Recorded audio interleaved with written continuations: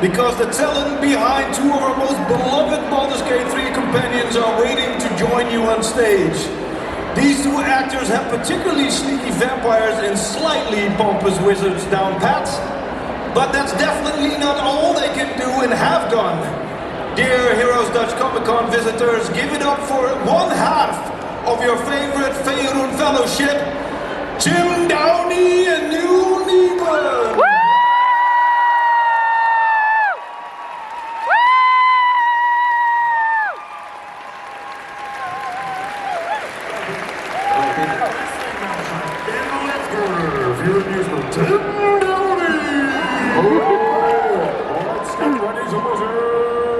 That's where I was going for, but you don't have to wrestle.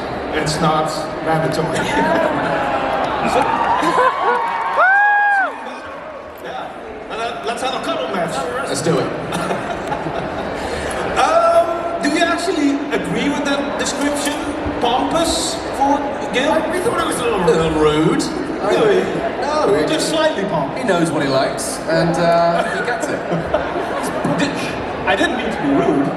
Okay. And I mean sneaky, of course. Your Asterion is a rogue.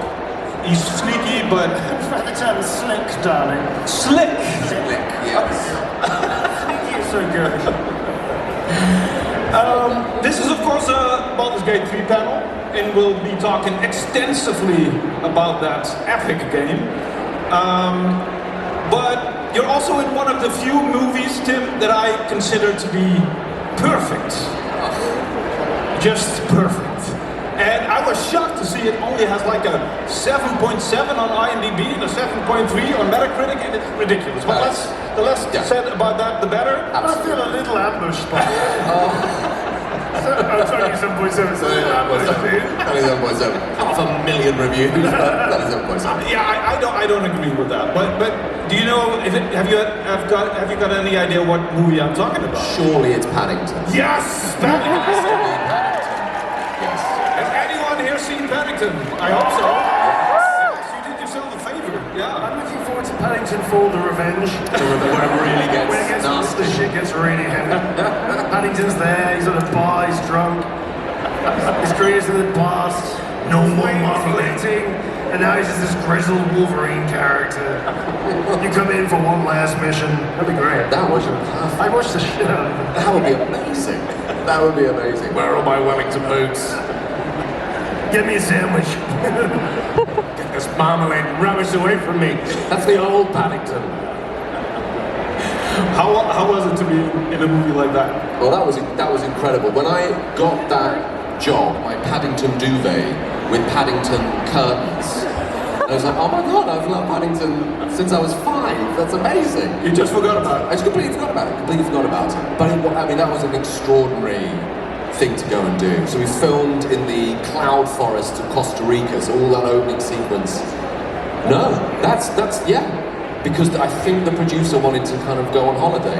So we ended up in the cloud forests of Costa Rica, which is an extraordinary, amazing place. And they constructed what they called the Marmalade Grove, which is where the big machine that Pastuzo has in Paddington to make the marmalade. They constructed all of that. That was all real. So you would walk onto set and it would say Marmalade Glade, and you would walk in, and it was absolutely extraordinary. And there were performers that were performing as the bears, so you had something to work against. But yeah, it was an extraordinary job to be a part of. You know, it was great. Enough about cuddly bears. Neil, we have mutual acquaintances. And I don't say that to be cool, but it just means that you worked on a Dutch game, actually. I did, yeah. It was called Deliver Us Mars, so I was the performance director on it. And we did Zero Gravity for 40 quid, which was we worked out to do Zero Gravity. Right, on a chair, right? On a chair, Like a rolling chair, yeah, I remember that song. Yeah, it was very fun. But it was a pretty good game. I mean, it's something to be proud of. I think it's hard. The thing about games is that, you know, even if there are aspects of games that don't quite work, what have you, the endeavour is like making a film. Like, even films that don't quite work, it takes an awful lot of effort from people. Yes. So we had a lot of fun. The performance side was amazing. The narrative was amazing. We had amazing actors as well. Nicole Tompkins from Resident Evil was in it. Yeah. We had like a whole bunch of amazing people that were working towards it. Have we said the title already? Because I'm not Deliverance sure. Mars. Yeah, Deliverance Mars. Yeah. A Dutch production. Dutch. Yeah. Dutch pride. A lot of pancakes on that production. Great. And there's another connection with Holland on your IMDb page. Oh yeah, sure. Yeah. De ontdekking van de Gemmel. There you go. What? Well, there's some ontdekking van de Hemel fans here. There's certain people of a certain age would whoop. Thank you, 3 people. I appreciate it. Yeah, it's the first feature film I ever did. Yeah. Yeah. So you were pretty young back then. I was very young. I was about 24. Okay. And I worked with Stephen Fry. And he and I traipsed around Holland, and I was with Jeroen Krabbe, the Yes. director, and we had an amazing experience. It was great. I lived in Amsterdam for about 4 months. Oh, really? Great, yeah. Actually, it's how I met one of my best friends, a makeup artist who sadly passed last year, called Leendert van Lindwegen. So he used to live in Staanhuisland. So I've been coming to Holland for the last 20 years, pretty much every year. So I was going to Amsterdam. So this feels like coming home a little bit. Yeah, I mean, There you go. I lived here for a long time. Yeah, I really enjoyed Holland. I really like it. Okay.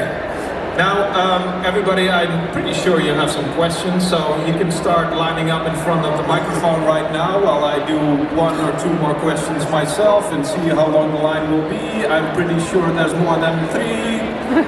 I feel like I'm... Yeah, there you go, please. Now, IMDb is my main source of information. I just love IMDb. I love the facts. Tim, there's a section on every IMDb page with lists. Now, you're on a list called Hot Dudes. It's hot dude. Hot dude. Yes.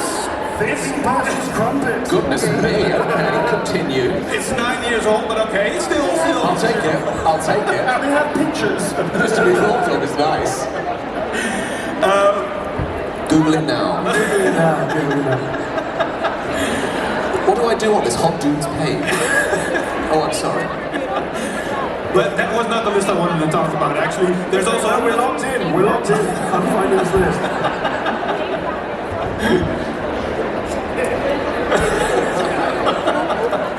Can you find it? Yeah?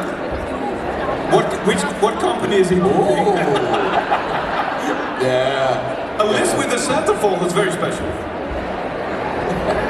I'm sorry, carry on. Yes. I lost you for a moment, it's fine. There's also a list, a fan casting list. You're getting cozy, that's nice to see. Hi, Tim. Hot Dudes. There's also a fan casting list for the HBO Harry Potter show, which you are on. So I was wondering... Really? Yeah. That is a list I didn't even know I was on. No, well, there you go. There we go. Then you probably don't know what you're on, what name you're on there. No. Oh, they choose the wrong. No. Yeah. No, you're not in the show. No, that's No. not. I was like, oh wow. Okay. Used to No, it. it's a fan casting list. No, it's Okay, fan casting. But can you imagine what role a fan would want you in on that show? On Harry Potter, right? Well, let's say Snape. Really? Yeah. I mean, I would love that, but it's actually somebody a bit nicer. Oh, Lockhart. Lockhart? Lockhart? I don't even know who that is. Who is that, people? Lockhart? Yeah. You know. Part that Kenneth Branagh plays. Oh, of course. Yeah, that's a good thing. Yeah. Right. No, it's not that. It's There's not actually. that. What is it? Arthur Weasley. Weasley. Fair. I'll take it. Yeah? I'll take it. You'll take it. I mean, it's a Potter show. I mean, why would you take it? That would be fun then. Yeah. Again, not actually offered the role. Actually, when they're absolutely clear. Before anything happens. Not yet, at least. I mean, I hope HBO is listening. Okay, I mean, there's some excited people in front of the microphone. I have lots of questions, but I'll talk to you tomorrow as well. So let's start off with the first question, please. Hello.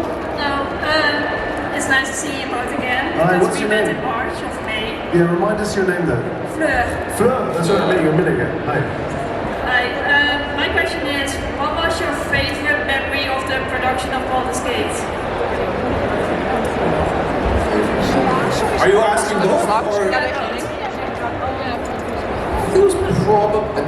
one of the most enduring memories was having recorded for 3 years and then finally meeting the people that you've been speaking to for 3 years, just in the corridor.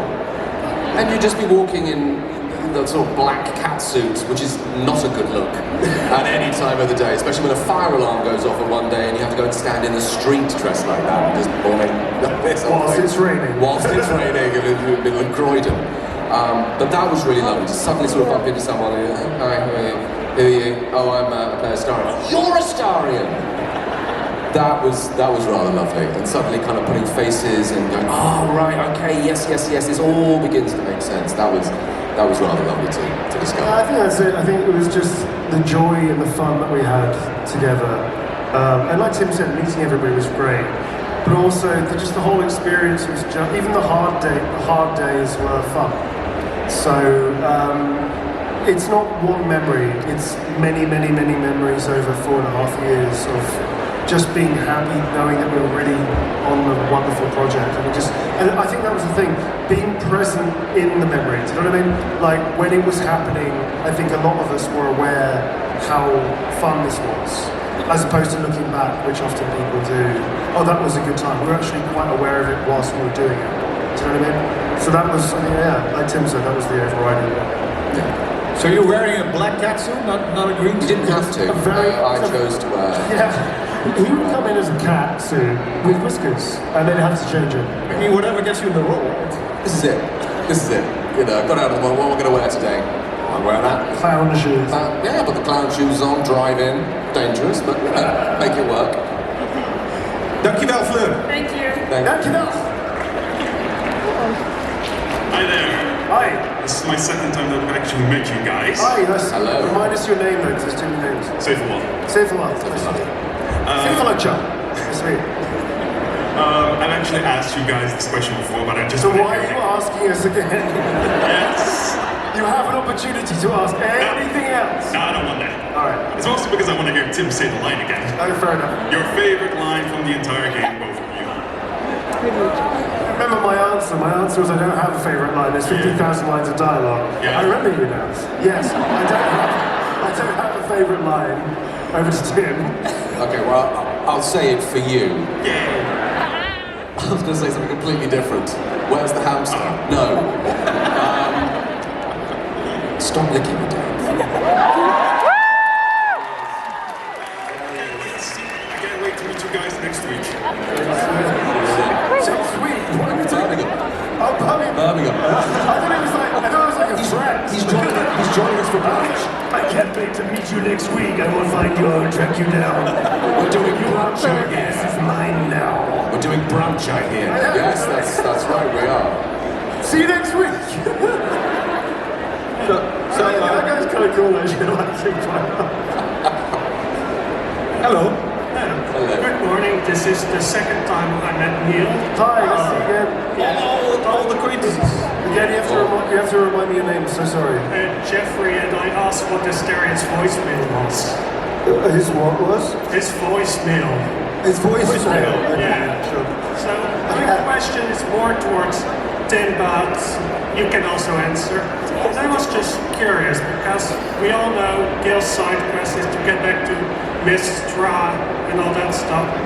It's because Mistra dumped him because he was not a good lover. So why here?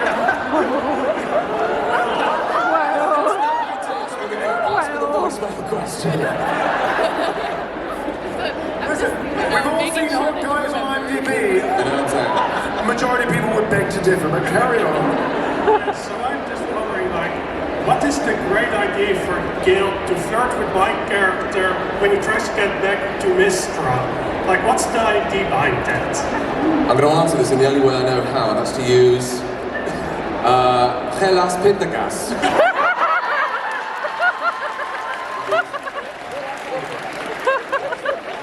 Real. Very real for that. I think I've covered it. Thank you. Hopefully that answers your question. Well, I mean, you are Gil after all, so if you say it, it's fact. Exactly. The direct translation to that is too bad peanut butter. Sure. It's totally sense. not going to ask any I'm questions glad about that phrase or the etymology of it whatsoever. I'm just going to accept it and move on. That's all you can do. I've done my homework. Have a lovely day, both of you. Thank you. Thanks, you too. Nice to see you again. Hello. Hello. So I got a very basic question. What's your name first? Melody. Hi, Melanie. If you could make a movie about your characters, with the only caveat being it's can only be an existing movie or a TV show, like Sex and the City. Just a random example. Going straight for it, okay. I just need to write down some notes to work out the answer. Carry on, though. Sorry. So, what movie do you think your character would shine in? Dangerously Easels, darling. Now, You're done. I think you would be magnificent in either Hellraiser. Oh, yes. Just, why not? Or I could definitely see Girl doing the Love Actually. Just knocking on the door with some signs. Love it. Thank you. Thank you. Thank you. Great question.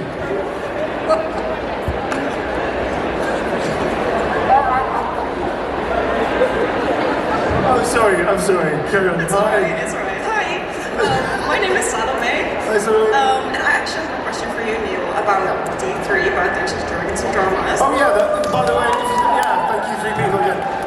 So we do a podcast. It's an actual play. Thank you for the plug. It's on Patreon. Myself, Devon Wild, who plays Isel, who's the funniest human being I know. Tom DeVille, and also I know Thomas and Tim Dodds. If you want to check it out, it's also, if there is a Patreon structure, patreon.com/D3pod. If you don't have the money, that's absolutely fine. You can see it on Spotify and on YouTube for free. But yeah, carry on. Who's already listening to that podcast? Thank you very much, Lucas. So my question is, was it your first time DMing? And if so, if it was easier or more challenging than you expected? No, I'm a card-carrying geek. So I've been a geek since I was 14. In the old dark ages of geekness, when it wasn't cool to be a geek, and you used to get the shit kicked out of you for being a geek. Right. So I was bullied and all the rest of it. But no, I was playing like Warhammer and Dungeons and Dragons back in the 90s. You're a hipster. You're a very hipster in that. You were the first one to do that. No, I was a victim.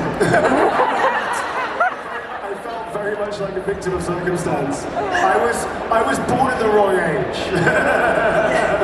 Like if I'd been born now, great, D&D is very cool. Matt Mercer and everybody, all those amazing people. But no, I came from a parent where it was socially awkward and it really stopped you having sex. Do you know what I mean? It's very much a life choice of being chased because you're a geek.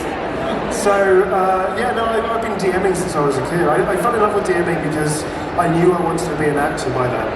And I saw it as storytelling is storytelling. Whether you're an actor, a director, a writer, an artist, a dancer, it's all telling, performance is all about the human condition and our observation about ourselves and the world that we live in, the world that we have been in, and maybe the world that we want to see, good and bad. Yeah. So being a DM was awesome because I got to play 20 different characters as opposed to just one character. So I'm a forever DM basically. Yeah. So playing D3 was just, doing our podcast was fun. I didn't know if the combination of people was going to work, but it actually works far better than I could have imagined. Everybody just gelled because some of them didn't know each other before we started. And it's just become a joyous, fun thing. It's also like an observation on the acting industry as well. So it's actually kind of interestingly therapeutic in many ways. But yes, that's it. So no, that wasn't a worry. They fuck with me because it's me. And they're my friends. Out of love, yeah. Yeah. But actually, it's the funniest because there's a lot of great humour in it because all of it's done with a lot of love. So, yeah. Thanks, good question. Something for you, actually. Yes, I love it.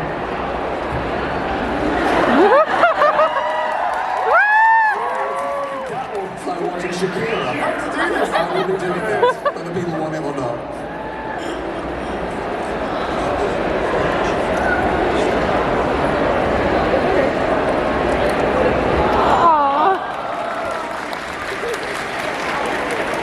I'll give it time. Just walk it. It's really It's like doing a power pose. I'll do it, you least expect it. Walk it! I'll do it. Walk it! Let's do it together. Let's do it together, yeah.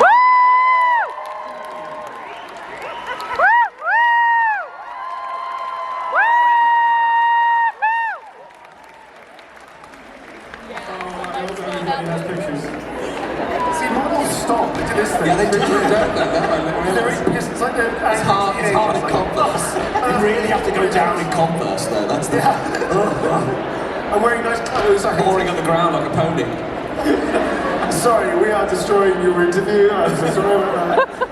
No, You should have been warned. You're elevating the interview, actually. Hello, yeah, what's your name and what's your question? Good morning, I'm Smira. Mira. Lucky me. My question for you both as professionals, as people, if there's any franchise production director that would call you for a casting, that you would accept no questions asked. Yeah, I think CD Projekt. I think if they asked me to, yeah, I'll play man falling down next to bin. It's funny enough. I'm being clear. It's not just CD. There's loads of companies out there I would love to work for. We don't get the choice. We just get asked to, like you said very accurately, we get asked for a casting. I think really, to be honest with you, I've done everything from indie to AAA, and for me, it's really about the project. Is the character interesting? Are the people cool? I think the only thing I would ever say, it's easier to, actually the question is better for me to say what would I not do, if that makes sense. Anything that really wants to use AI to replace actors. Is a fun game, but I have some questions about why they now, after their success, they're not going to employ actors to do those lines again. I think it's weird that some people that are very high up in other companies are now saying we are AI forward, AI first. It's like, why? There's nothing, there's nothing creative about using a software program to replace an artist. The bottom line is, an AI program hasn't struggled, hasn't seen life, hasn't had to engage with humility, hasn't followed and pursued an art form with passion, with everybody telling them around them it's not going to work, you're penniless, you're upset, you're unhappy, you shouldn't do this, you shouldn't do this, you shouldn't do this. So when you get an actor that's gone through it, or any kind of performer that's gone through it, and brings not only their art that hopefully they are well trained at, but also dedicated to, but also brings all of their life stuff to get to that one moment to then give you a performance, an AI can't fucking do that. I think I would have, if I knowingly had a job where I knew they were replacing actors with AI, I most likely would not do that job. Because I think it's not, I think it's a fad thing at the moment. So yeah, it's going to save you money, and what? Great. I mean, what's the point of playing a game? It's the immersion. It's knowing that human beings went to collectively make this so that you get that experience. It's the reason that Larian made BG3 so fucking well. Is because 500 people plus the cast plus everything else all pushed together to make Swen's vision and Larian's vision of this incredible game. You couldn't have done this with AI. You just couldn't. It's too batshit crazy to have done with AI. So I think I work with anybody that's good. I'm really happy with that. I would be worried about entering into a project where they use AI to replace people like me. Yeah. Great answer, thank you. People just take the paycheck. Every time. I think, no, I completely and utterly agree. If I had to be in a franchise, I would, I think I'd make a wonderful Mecha Mindy.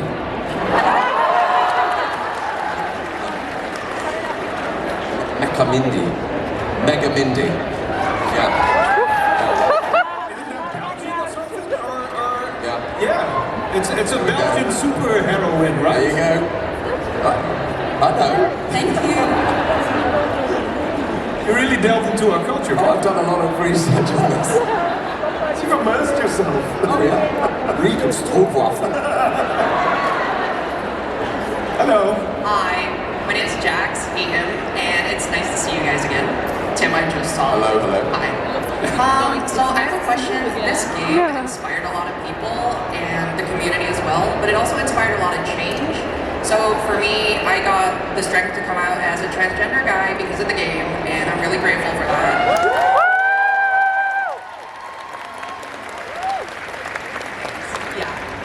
So in terms of change, my question for both of you would be, did your character change during any point in production, and did you have any thing to say about the changes that were made? Yeah, you're right, they evolved. Yeah, they absolutely, they evolved through our performance and the writing, from where Gale starts in the early access to where he then comes into in the actual game. There are definite changes. The writing is so on point and brilliant. And not only that, it wasn't like this is gospel. They saw what we were doing. They would take little traits and little quirks and things we would do and weave them in through our performance. So you would stand there in the booth and you would look at the lines and you go, that's really good. Oh, I can see, that's amazing. To recognize that someone's heard what you have done, seen the direction that your character is going, and then weaving those bits in was just great. So yeah, not necessarily change, but definitely an evolution between over those 4 years was quite a lot. That's true for, I think, all of the main characters. I think experienced that. Larian and Pitstop were very good feedback, and I think the writers also became very invested in the actors. Again, this is like a new thing in the industry where game actors are now really a thing. And they have been in the past. Troy Baker, Doug Cockle, Nolan's here, these are legends of gaming. But they were few and far between the people that you used to recognize. Whereas now, people buy games because actors are in them, which is mind-blowing. I mean, the bottom line is, it's different from film and TV. There are so many people, the devs, that make the game. We are an addition to the game. But it's interesting that people find connection to the game through the performance, which is wonderful. Yeah. But I think it's a great. Wow, I'm going way off. 88. Where are we, Neil? What are we talking about? Holy shit! If your character changed, yes, evolution. I'm getting there. So the fact that writers started writing, as Tim said, to our rhythm is again unusual in games. That you have that long a cycle for performance. And then having the writers having that kind of symbiotic feedback. So we didn't improvise anything, because the writing was so good. But what happened was they started hearing Tim's rhythm, or my rhythm, or Dev's rhythm, or Jennifer's rhythm, and they would tail that towards the actor. In fact, Jen, Shadowheart has a thing at the end in the epilogue, where she makes a reference to the squirrel. That was a love note to Aliona and Jen by the writer, because they got together during the filming. So shit like that happened. It's very cool. But the part where Astarion broke down after a certain scene in Act 3, not just one. When he doesn't get his wine, yes, I understand. Yes, exactly. No, but that scene where you collapse to the floor, right? I feel like, was that something about being the first take or being you put your whole soul into that, and I feel because I always used to do my prep work very well. Because I'm a studious actor, but that scene in particular, doing it line by line wasn't going to work. I knew that, it was just going to be stilted. So I asked, it was Thomas Mitchell who's the director of that, and there was about 20 lines, that was a good, it wasn't the entire scene, it was a good chunk of the scene. And I talked to him before and I said, I know that we need to do this in one go. And even if we have to do multiple versions of it, that's fine. But I can't do this line by line. Can you just let me do the entire thing of this section? And he was up for it, and we did it. And so we did it twice. The first take was the one they used. So we did it in one. We did a second one as a backup, because you have to. The second one wasn't as good. The first one was where we just got it right on the first take. I actually spoke to Theo Solomon in June, and his character in early access of Baldur's Gate 3 was way different from the one. It was a different person. It was a different actor. And then they changed it, and they got for you, and they made the right choice. Actually, Theo was amazing. He was. Hello, next question, please. And thank you for... I don't know where... Just go for it. Go for it. Hi, I'm Selena. Hi, Selena. My question is, how did you get into the right headspace for each of the different dialogue options depending on what the player did?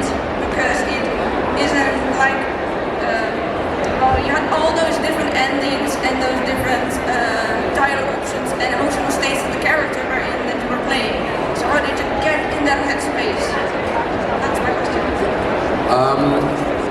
I'm quite good at decompartmentalizing things, but I do need a bit of time. So when you're recording them initially, you kind of have a bit more of a run-up, much like Neil's saying, you know, you can get, like you're almost doing a scene, and when you're doing a scene, you can kind of go, right, I'm in that moment, and you can stay in that. When we were near the end, we were jumping between bits on the Nautiloid, bits in the underdark, and you were almost changing line by line, you were moving things around.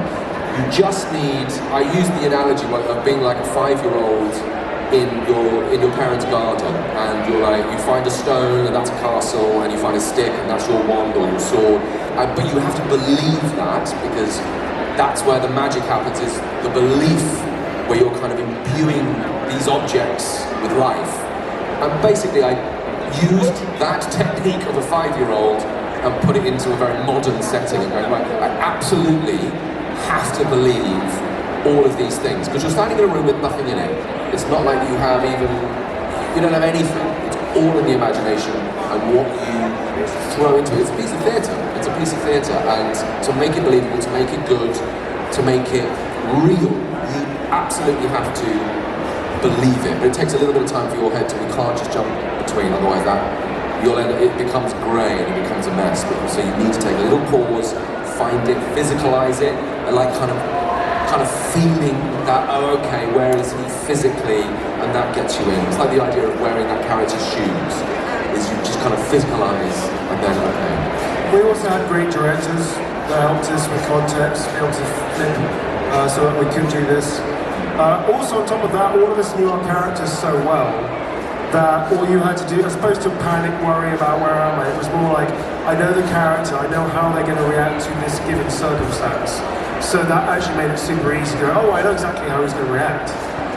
All you have to do is just, like Tim said, is just jump into the playtime of a 5-year-old. Yeah, it's fun. Thank you. Thank you.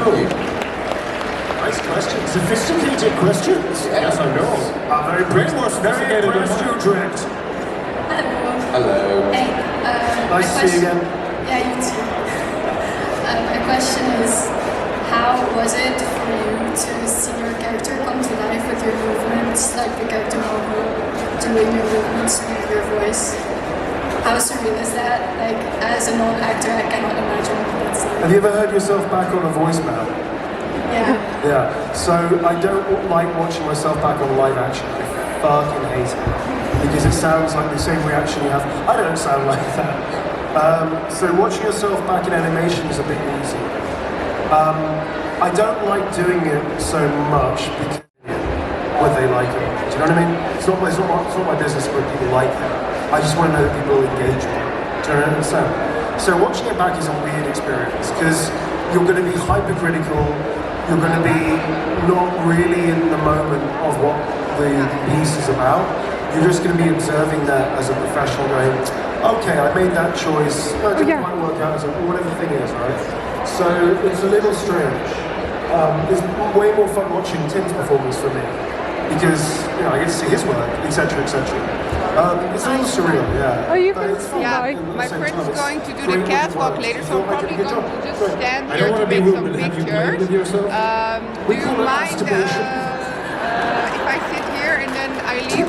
No, I don't mind. No, go ahead. I love the fact that there's a phrase for that. I coined the phrase. I love that. I'm going to be using that most days. For me, when they said, I had never seen any of this, and so I've been doing like 6 months, like no concept. I've only ever seen the Avatar, and then one of the guys from Larian came in and said, "Oh, would you like to see? It's not finished. Would you like to see a bit of game?" I was like, "Yeah." I have no idea what this looks like, no idea what we've done with the animation. I would just be really interested to see it. And I remember the first time, and Gail was just like a torso, didn't have any legs. And I was watching it going, okay, this is quite interesting. I said, okay, I'll turn the volume up. And then suddenly, this figure, the bit that really got me was the movement. Because you don't realise how much it picks up. And it's like, oh, right, oh my God, I do that. I do that. How did they do? What kind of witchery is this? How have they done that? And it was little kind of quirks and head movements and those tiny little details. I was like, wow, I had no idea. Like that was my entrance point of going, oh wow, okay, this is extraordinary. What an incredible medium to pick up on those tiny little incidental details, eye movements, head movements, hands, finger movements, because we have finger gloves as well, so each little kind of curl of the finger or twist of the wrist is there, and I found that, I wasn't even looking at the performance, I was just transfixed by this magical thing. It was absolutely extraordinary, and it's like a hardwired memory now. Seeing that for the first time was just absolutely extraordinary. It's such a magical thing. It's incredible. Because he looks like you, but he also doesn't look. That's the thing, he doesn't look like you, but moves like you and sounds like you and embodies all the little things, all the little traits, all those little quirks into this character that you didn't, that till previously didn't exist. It didn't have any of that, and you're imbuing it, and so it's almost like it contains part of you. It's a really, almost like a cultish, magical thing. Like it was like a golem, you know, like you're imbuing it with a soul, with this being, and that was extraordinary. Yeah, it was great. Great question. For sharing. Yeah, give her an applause. Sure. Hello. Hi, so my name is Your name is, excuse me, your name is? Daniel. Daniel. So my question is, you both have such easily recognizable voices. So what advice would you have for somebody who wants to get into voice acting but may not have such a unique or standout type of voice? Two things. It's not voice acting, it's acting. No, I'm being serious, because that also is the way that you get into it. You don't view yourself as a voice actor because you need to train in everything. Tim talked a minute ago about theatre technique, imbuing the space with imagination. If you're just doing voice work in a booth, you still have to do that. And if you're not trained in theatre, it's going to be really hard to imagine this whole set of stuff. Like right now, I can imagine the entire audience as a bunch of trees. Well, damn. Oh my God. Yeah, swaying in the wind, thank you very much. Thank you for the participation, appreciate it. Love that. So the point is, if you can do playtime, like Tim said earlier about like a 5-year-old, weirdly you still need to train to access that, because as adults we forget that wonderful joy of being free, observed play without any kind of ego. So you're acting, you should try film, you should try short film, you should try television, you should try these things, if even just doing it for fun with friends. If you can't book a gig, that's fine, or auditioning. You need to do all this stuff to become a voice actor. Do you know what I mean? It's acting. With that as well, is that you also shouldn't second guess yourself. So you just said, sorry for misquoting, you just said, I don't really feel like I have anything to offer. That's bullshit, because you're a human being, and you have a life story, you have a point of view, you seem like you're intelligent, you seem like you're in touch with yourself. I try. Yeah, but the self-depreciation thing doesn't work as an artist. You can't be... being humble as a human being is great. You can't be humble as an artist, because you're expected to stand up in front of people, whether it's on the screen or on a stage, and perform. You can't second guess yourself.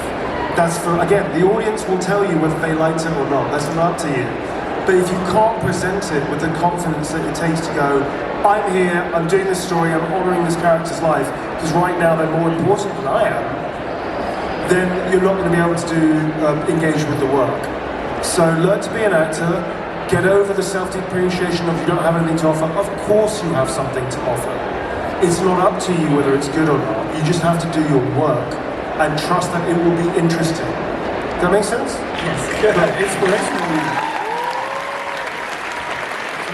You have anything to add, Tim? No, I think that pretty much covered it. Well, I'm afraid there was a last question as well. We can do one more. We've got 20 seconds left. Come on. Well, there's nobody there. One more. One out there. One person. Quickly. 20 seconds. Yes.